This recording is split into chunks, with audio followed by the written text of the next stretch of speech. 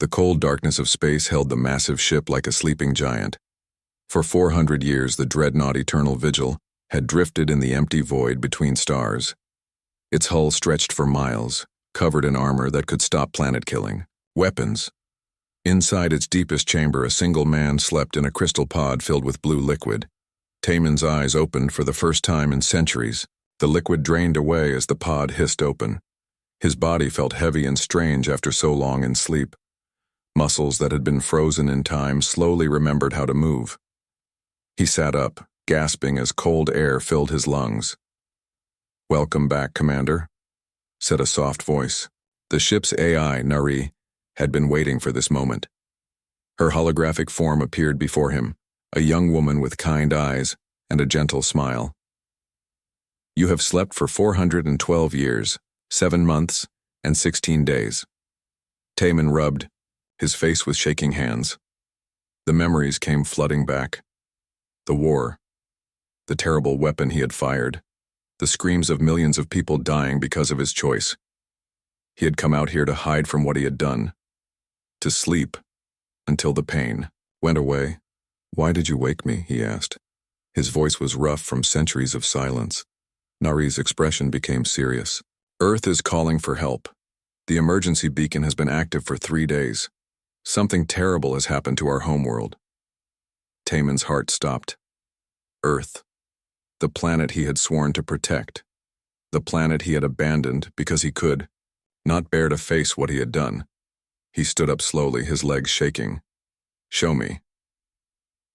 The walls of the chamber became transparent, showing the vast bridge of the Eternal Vigil. Stars stretched out in all directions. But in the distance, Taemin could see the yellow glow of Earth's sun. It looked so small and far away. "The signal is weak," Nari explained. "But it contains the old codes. The codes used only when Earth faces total destruction." Taemin closed his eyes. He had built this ship to be Earth's guardian. Its weapons could destroy entire fleets. Its shields could protect whole cities. But when the time came to use it, he had made the wrong choice.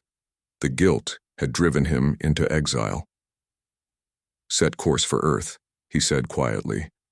"Maximum speed." The Eternal Vigil came alive. Engines that had been cold for centuries roared to life. The ship turned toward Earth and began to accelerate. Space around them twisted and bent as the ship entered faster than light travel. The journey that had taken months in normal space would now take only hours. As they traveled, Nari showed Taemin what had happened while he slept. Earth had been invaded 200 years ago by something called the hegemony. These aliens had enslaved humanity. They had turned Earth cities into mining colonies. Billions of humans worked like animals, digging precious metals from the ground. Taemin watched the recordings in silence, his people suffering while he slept in comfort. Children born into slavery who would never see the sun. Families torn apart and forced to work until they died. "I should have been there," he whispered. "You were in pain," Nari said gently. "The weapon you fired saved Earth from the Zephyrian invasion. Yes, millions died from the backlash, but billions more lived because you stopped the enemy fleet. That does not make it right." "No," Nari agreed. "But running away did not make it right either." On Earth's surface, in the ruins of what had once been Seoul, So-Young crouched in a tunnel deep underground. She was 25 years old but looked older. Years of fighting and hiding had made her thin and hard.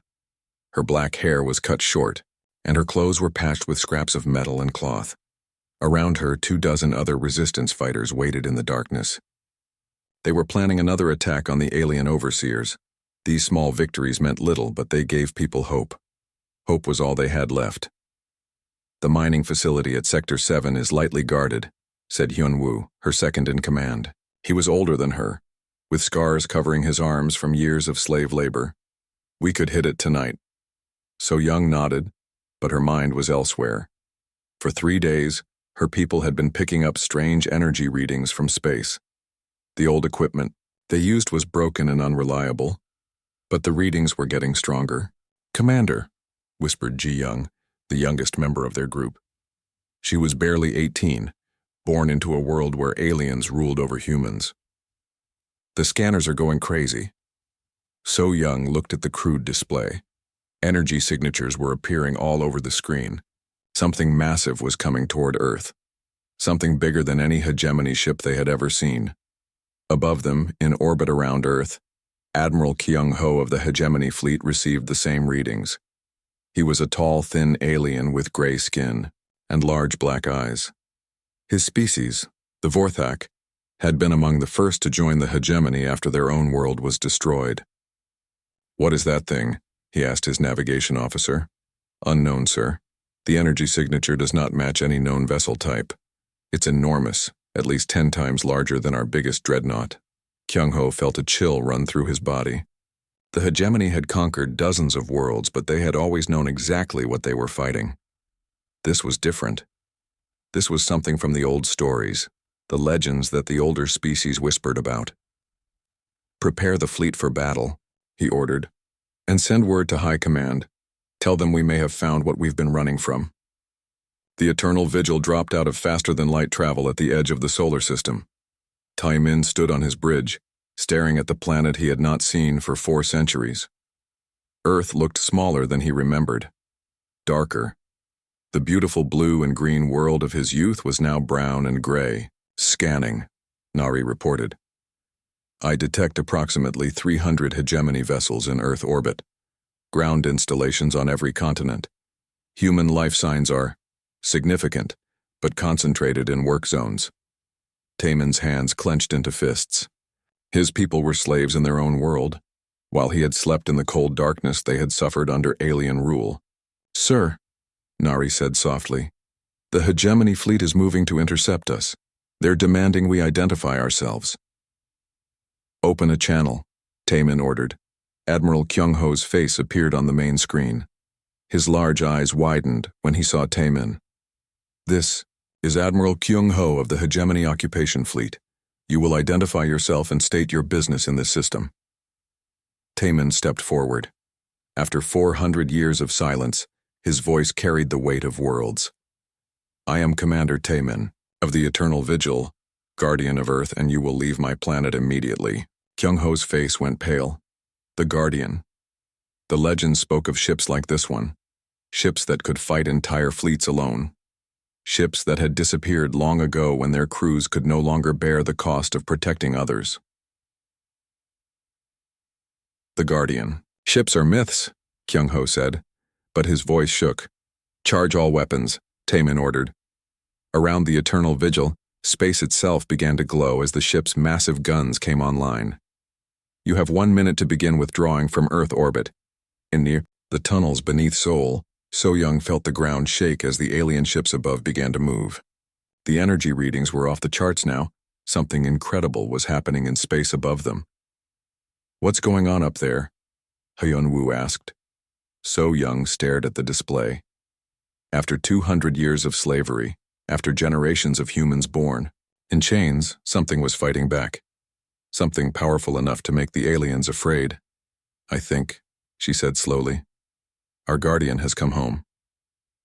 The minute passed like an eternity. Admiral Kyung-ho stared at the massive human ship on his screen. The Eternal Vigil hung in space like a dark mountain, its weapons glowing with deadly energy. He had seen the old records. Ships like this one had once protected entire sectors of space. "Sir?" His weapons officer whispered. "Our guns can't even scratch that hull. The energy readings are impossible. How did humans build something like this?"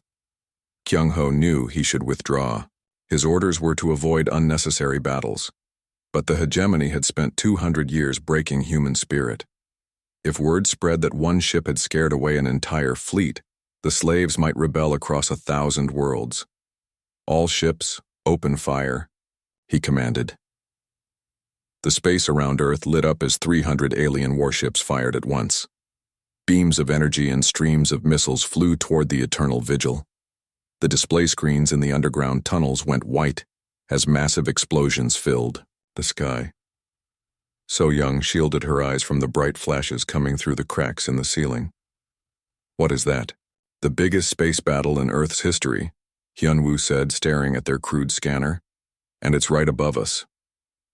On the Eternal Vigil, Taiman watched calmly as thousands of weapons struck his ship. The shields absorbed everything without even flickering. The ancient technology that powered his vessel was far beyond anything the hegemony possessed. "They've made their choice," he said to Nari. "Return fire. Target their weapons and engines only. I want prisoners, not corpses." "Understood, Commander." The Eternal Vigil's main guns fired. Each shot was like a controlled star, burning through space with impossible precision. The first beam struck a hegemony cruiser and sliced off its weapon arrays without harming the crew sections. The second beam disabled 3 destroyers with a single shot.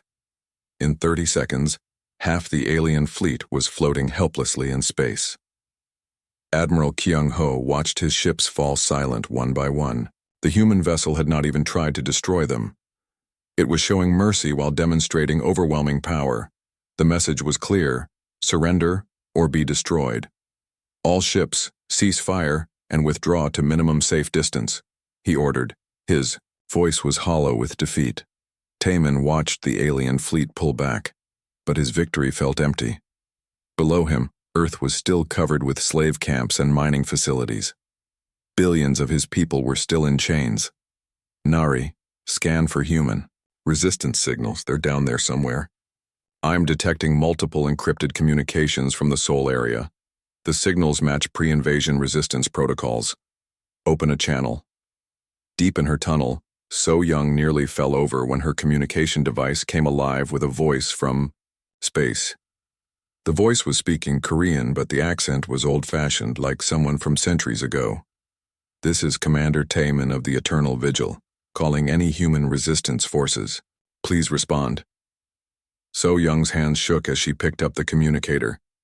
This is Commander So Young of the Seoul Liberation Front. Who are you?" "I am the Guardian of Earth. I have returned to free our world." The tunnel fell silent. Every resistance fighter stared at So Young. The Guardian was a legend, a story parents told their children about better days. Some said he had been a great hero who protected Earth long ago. Others said he was just a myth. "Prove it," So Young said. Above them, a section of the sky began to glow. The light grew brighter and brighter until it looked like a second sun. Then slowly the massive shape of the Eternal Vigil became visible through the clouds. The ship was so large it blocked out the stars. "Is that proof enough?" Taemin asked. So Young could barely speak. You're real. I'm real, and I'm here to help. Can you provide coordinates for hegemony ground installations?" "Every human on Earth can provide those coordinates," So Young replied, her voice growing stronger. "We've been mapping their positions for 200 years. Over the next few hours, the resistance network across Earth came alive. Hidden groups in every major city began reporting to the Guardian ship. So Young found herself coordinating with fighters from former New York, London, Tokyo, and dozens of other locations. For the first time in generations, humans were working together against their oppressors. Taemin studied the tactical displays as reports flooded in. The scale of the hegemony occupation was massive. They had built fortress cities where humans worked in underground mines. Millions of people had never seen sunlight. Children grew up not knowing that the sky was supposed to be blue. "We can't just blast everything," he told Nari. "Too many humans are mixed in with the alien installations. We need precise strikes." "Agreed. But Commander, the resistance fighters want to help. They're asking permission to coordinate ground attacks with our orbital strikes." Taemin hesitated. The last time he had worked with human ground forces, millions had died. His weapon had been too powerful, its effects too unpredictable. But these people had been fighting alone for centuries. They deserved the chance to free themselves. "Put me through to Commander So Young." So Young was planning the largest coordinated attack in resistance history when the Guardian's voice came through her communicator again. "Commander, I can provide orbital support for ground operations, but I need to know you understand the risks. My weapons are powerful. There might be accidents." So Young looked around at her fighters. They were tired, hungry, and outnumbered, but they were also ready to die for freedom. "We understand the risks. We've been living with risk for 200 years. Then let's begin. Target the processing facility in Sector 12. It has the fewest human workers." So Young led her team through the underground passages toward their target. Above ground, the alien facility was a massive complex of metal buildings and guard towers. Hundreds of Vorthak soldiers patrolled the area with energy weapons. As her fighters took position around the facility, So Young looked up at the night sky. Somewhere up there, the Guardian was watching, waiting for her signal. "All teams in position," she whispered into her communicator. "Confirmed," Taemin replied. "Orbital strike in 10 seconds. Take cover." The night sky flashed white as a beam of energy fell from space like lightning. It struck the facility's main power generator with surgical precision. The building exploded in a pillar of fire that reached toward the stars. "Go, go, go!" So Young shouted. Her fighters poured into the facility from 6 directions. The alien guards, blinded and confused by the orbital strike, barely had time to raise their weapons before the humans were among them. The battle was short and decisive. Within an hour, the facility was in human hands. 300 slave workers were free for the first time in their lives. Many of them had never seen humans with weapons before. They stared at So Young and her fighters like they were seeing ghosts. "Is it true?" asked an elderly man who had been born in the facility. "Is the Guardian really back?" So Young looked up at the sky, where the eternal vigil hung like a protective star. "Yes, he's back, and we're going to take our planet home." But their victory was only the beginning. Across the galaxy, the Hegemony High Command received Admiral Kyung-ho's report with growing alarm. A Guardian ship had returned. The humans had a protector again, and worse, other enslaved species were beginning to ask questions. On the fortress world of Kepler Prime, General Mokhtar read the report with his 4 eyes narrowed in concentration. His species, the Krillians, had been the first to be conquered by the Hegemony. He had learned to survive by serving his masters faithfully. But now, seeing that the humans had found their champion, old dreams stirred in his heart. Dreams of freedom that he had buried long ago. The Guardian was back. And across 1,000 worlds, the enslaved began to hope again.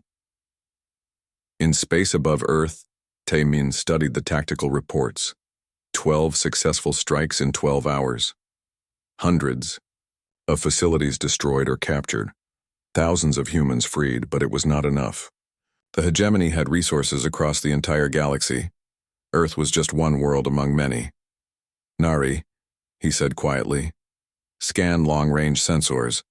I want to know what we're really facing." "Scanning. Commander, I'm detecting massive fleet movements throughout the galaxy.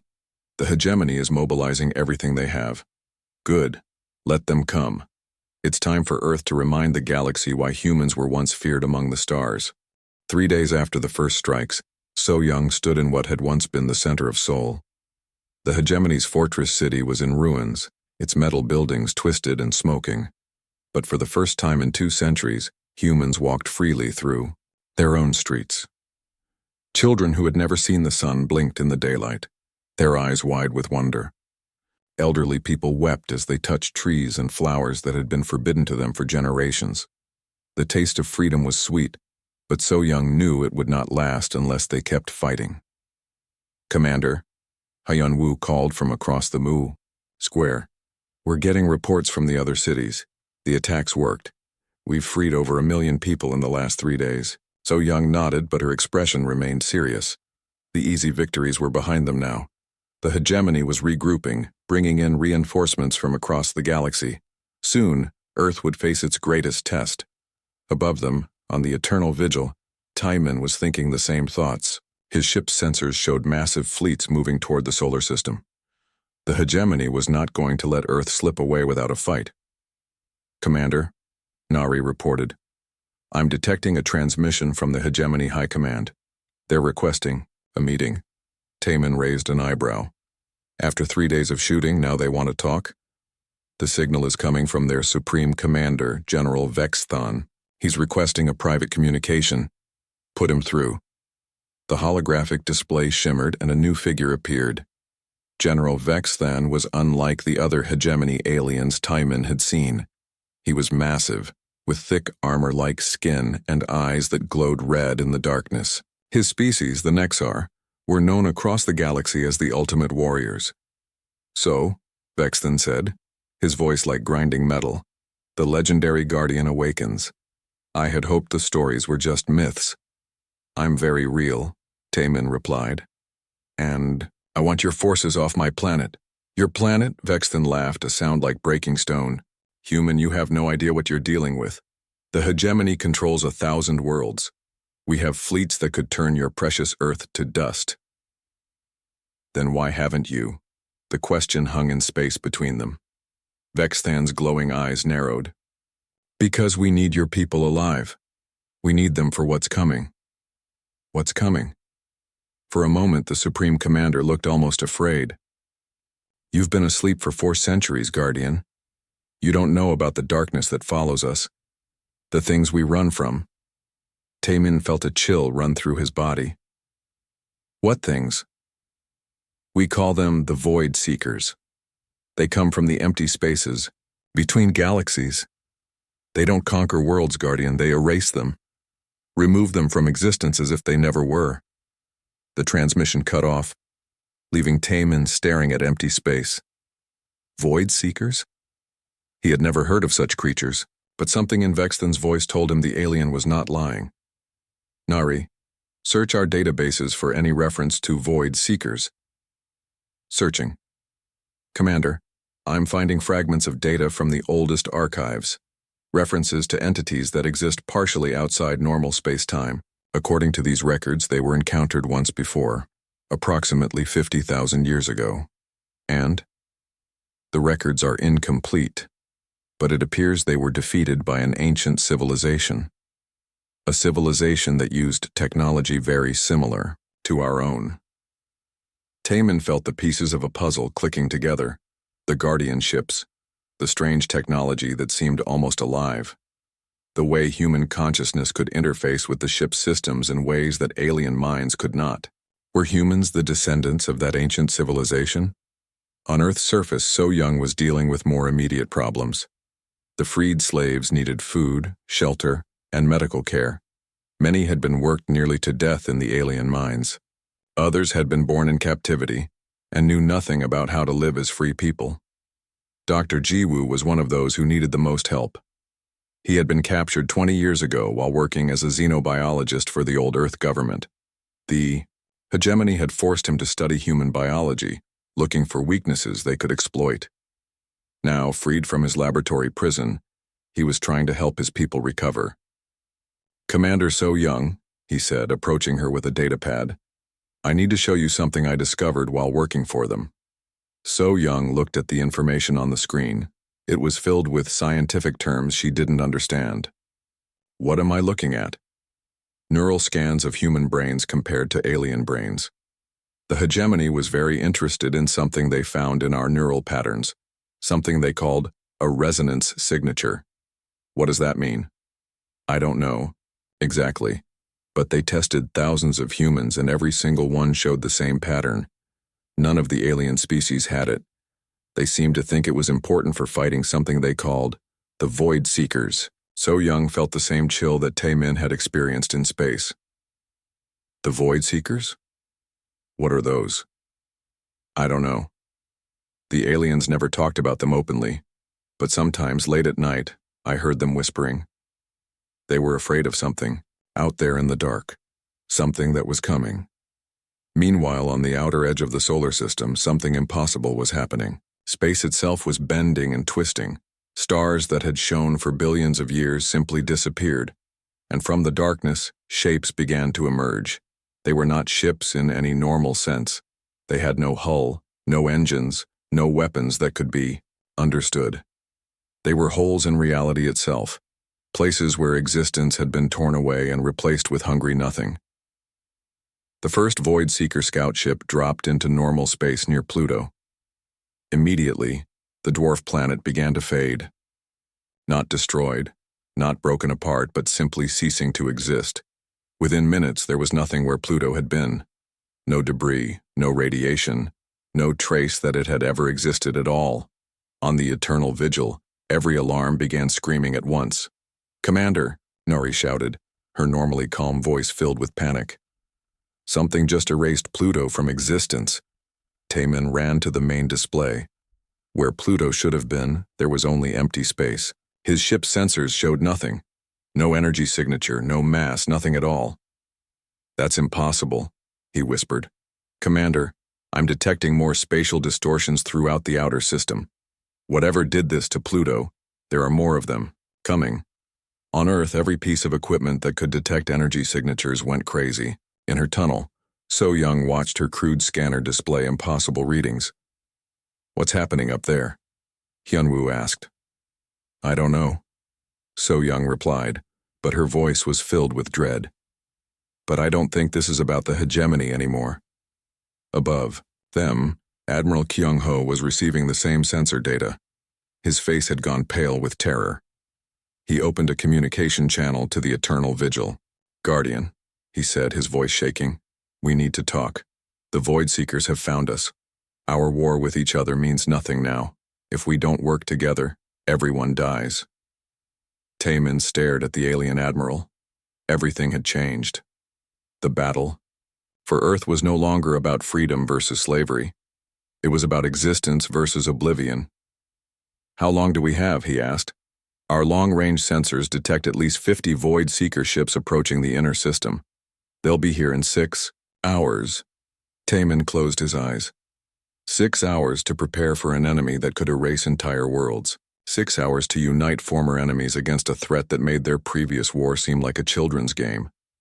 "All human resistance forces," he broadcast on every frequency. "This is the Guardian. We face a new enemy.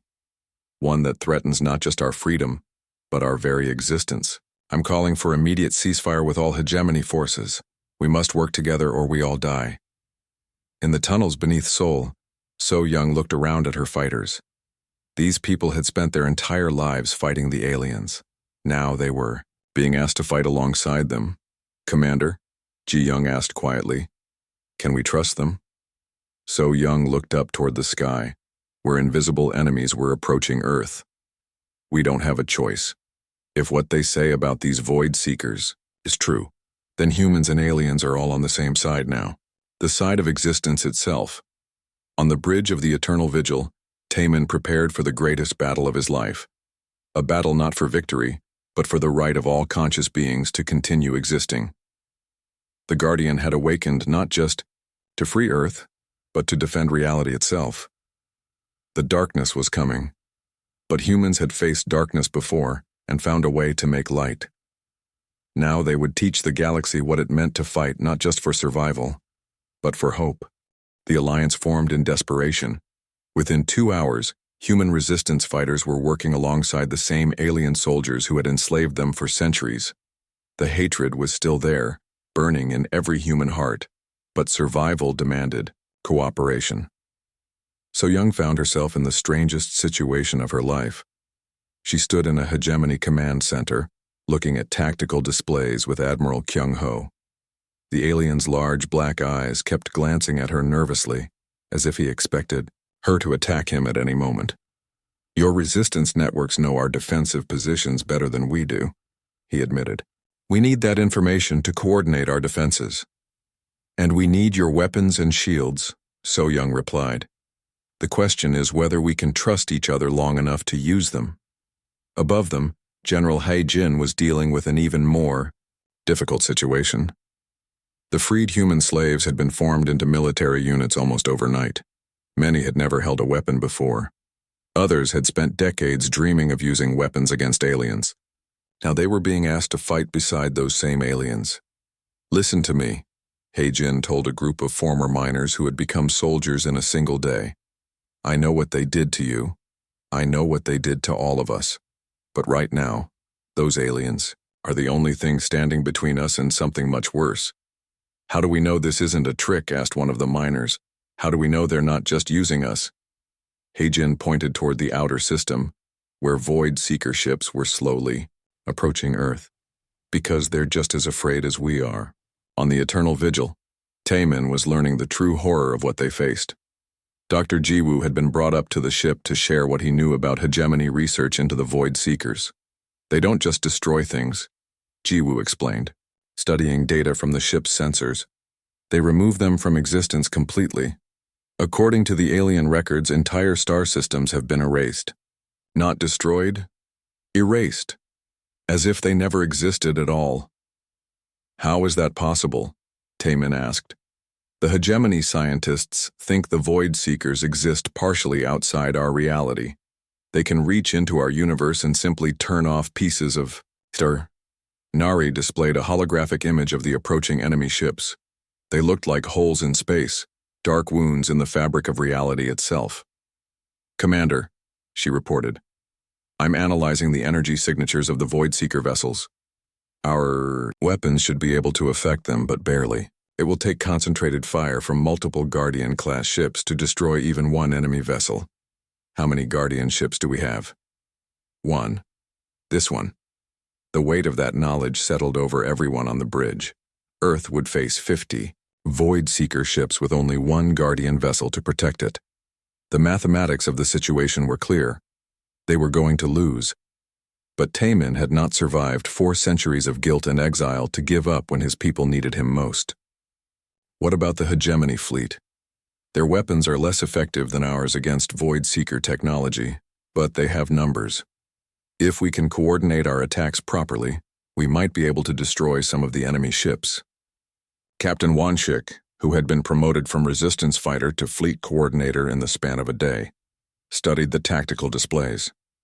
The aliens have good point defense systems. If we put human crews on their ships, we could use their shields to protect our people while we coordinate strikes with the Guardian. It was a desperate plan, but it was the only plan they had. The first battle took place near Jupiter.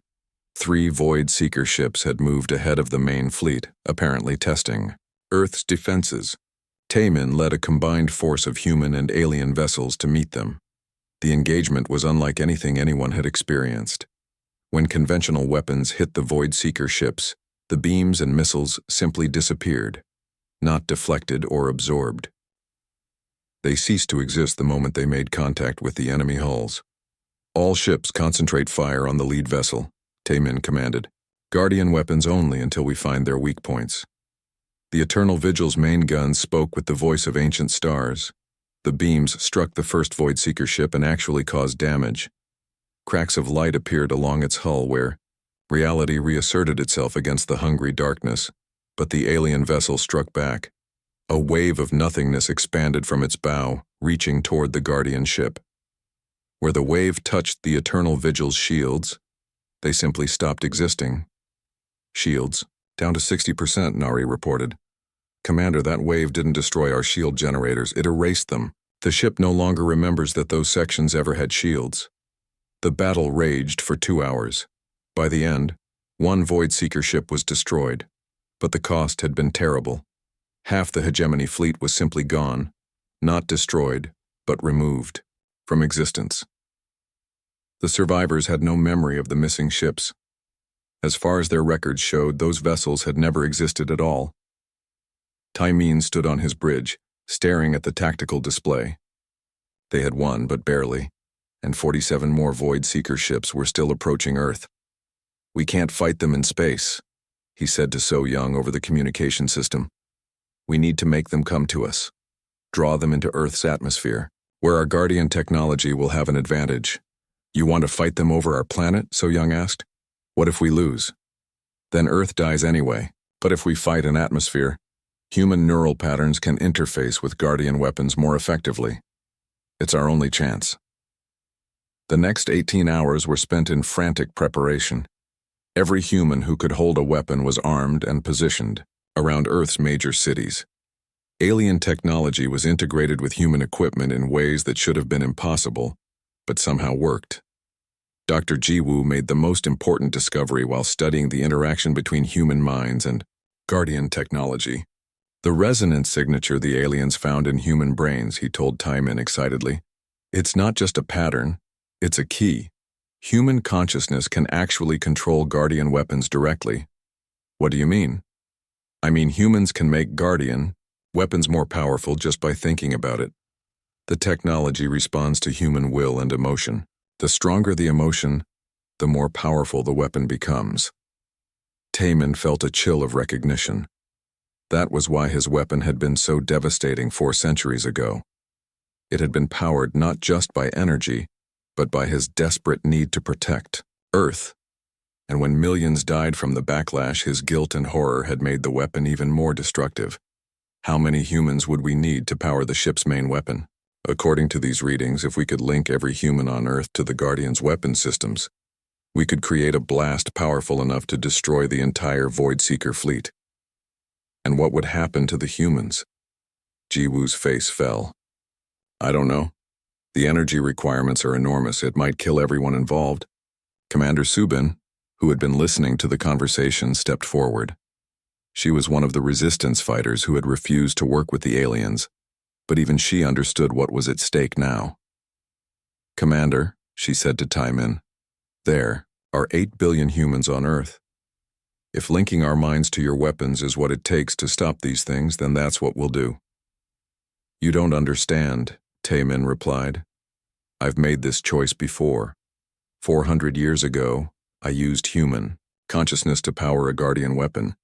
Millions died because I couldn't control the feedback. Then you better control it this time, Subin said simply. Because if you don't try, we all die anyway. The Voidseeker fleet reached Earth's orbit 18 hours later. 47 ships of living darkness dropped into normal space around the planet. Immediately, Earth's moon began to fade. Within minutes, humanity's ancient companion was gone, erased from existence as if it had never been. On the surface, 8 billion humans felt the loss of the moon like a physical wound.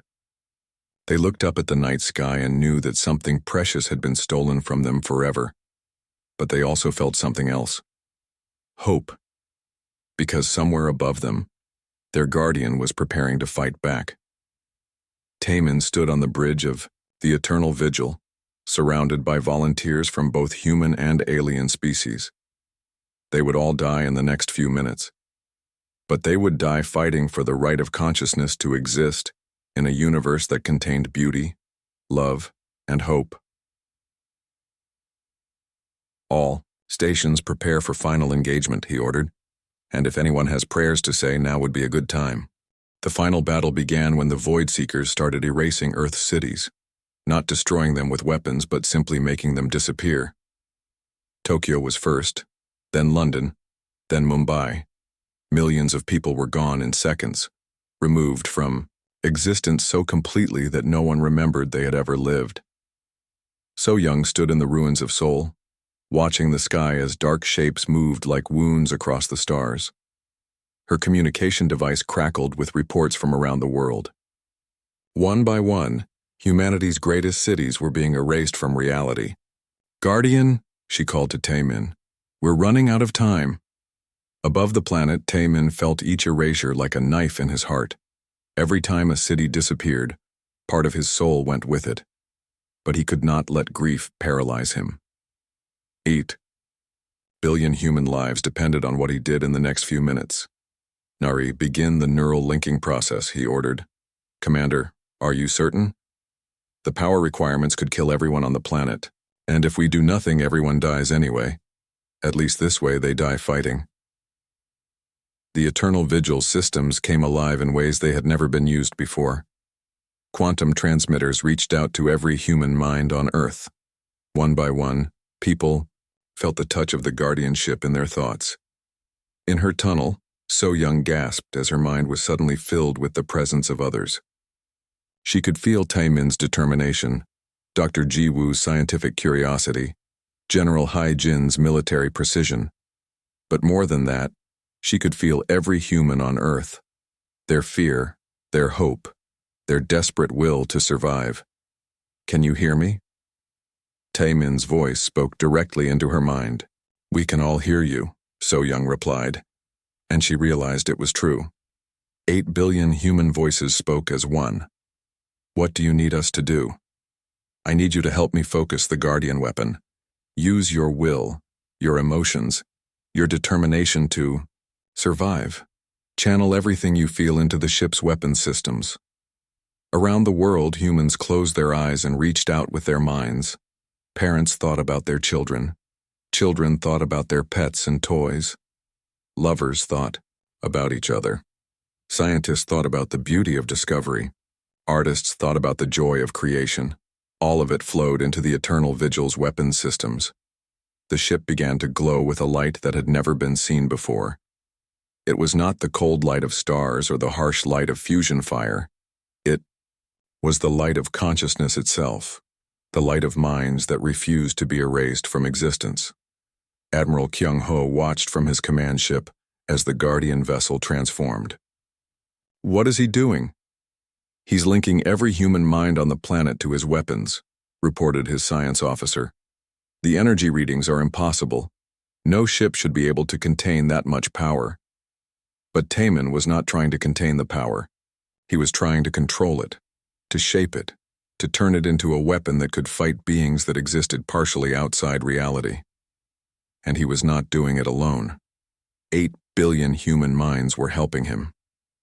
The first shot struck the lead Void Seeker, ship like the birth of a new universe.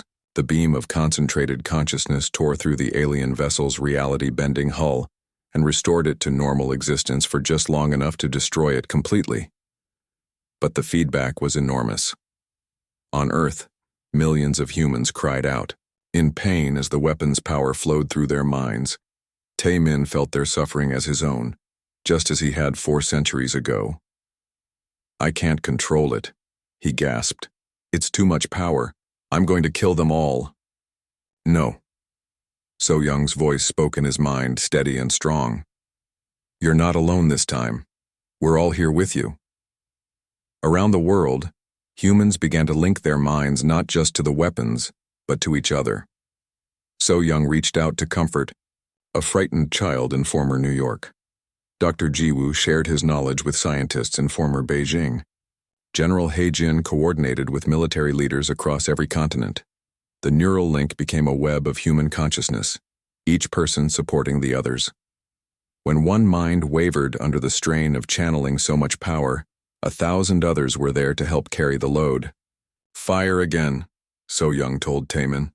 "We can handle it." The second shot destroyed 3 Void Seeker ships at once. The third took out 5.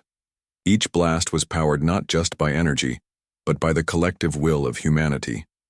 The will to protect their children, to preserve their cultures, to ensure that consciousness would continue to exist in a universe that was vast and cold and dark. But the Void Seekers were learning. They began to adapt, to change their approach. Instead of trying to erase Earth directly, they started to attack the links between human minds. If they could break the neural connections, the Guardian weapon would lose its power. Taemin felt the attacks like acid eating at his thoughts. One by one, human minds began to disappear from the network, not killed but simply edited out of existence. "We're losing people," he reported to the collective consciousness. "Then we better finish this fast," replied General He-jin. The remaining Void Seeker ships had formed a tight formation around Earth. They were preparing for some kind of final attack, gathering their power to erase the entire planet in one massive burst of entropy. "All remaining ships, human and alien, prepare for ramming speed," Admiral Kyung-ho broadcast. "We'll get in close and give the Guardian clear shots." "You'll be destroyed," Taemin warned. "We're already dead," the alien admiral replied. "At least this way our deaths will mean something." The combined fleet of human and alien vessels charged toward the Void Seeker formation. Most were erased before they got close, but a few managed to penetrate the enemy defenses. Their sacrifice bought Taemin the opening he needed.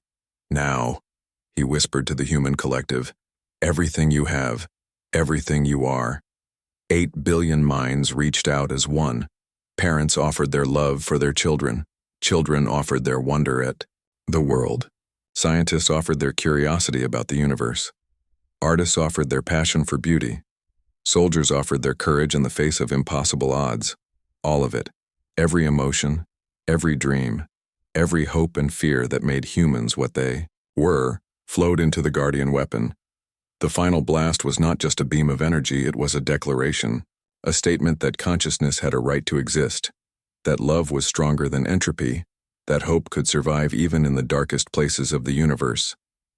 The remaining Void Seeker ships simply ceased to exist. Not destroyed, not defeated, but transformed. The weapon had not erased them.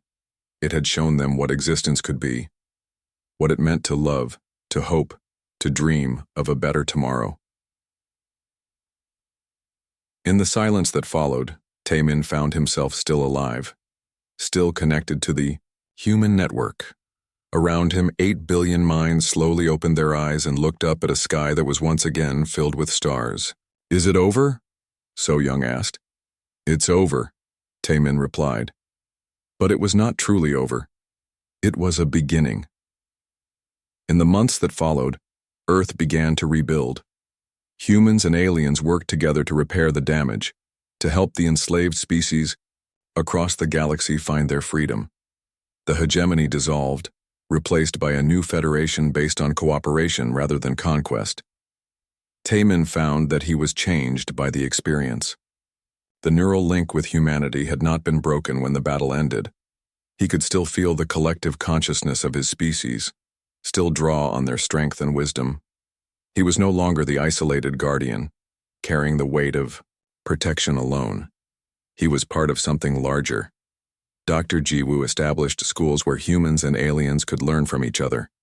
General Haijin formed mixed-species military units to protect the growing federation. Captain Wan Shik led exploration missions to find and help other enslaved worlds. And So Young became something new. Not just a resistance fighter or a military commander, but a bridge between species. She traveled the galaxy, helping former enemies learn to work together, showing them that cooperation was stronger than conquest. The Guardian ships were rebuilt and improved.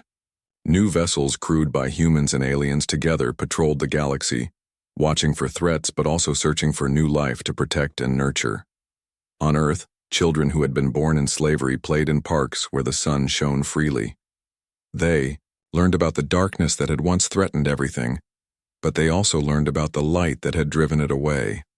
The light of consciousness refusing to surrender, of minds joining together to protect what they loved. Taemin often stood on the observation deck of the Eternal Vigil, looking out at the stars. The guilt that had driven him into exile was finally gone, replaced by something better. Purpose, hope, the knowledge that he was not alone in protecting the galaxy. "Any regrets?" Nari asked him one day. "About what?" "About waking up. About coming home." Taemin smiled, feeling the warm presence of 8 billion human minds connected to his own. Somewhere on Earth, a child was taking her first steps. Somewhere else, an artist was creating something beautiful. On a dozen different worlds, former slaves were breathing free air for the first time. "No regrets," he said. "This is where I belong. This is what a guardian is supposed to do. Not just protect, but help others become protectors too." The galaxy was vast and full of dangers, but it was also full of consciousness, of minds that could dream and hope and love. And as long as those minds existed, as long as beings were willing to fight for the right to exist and grow and become something better, the darkness would never win.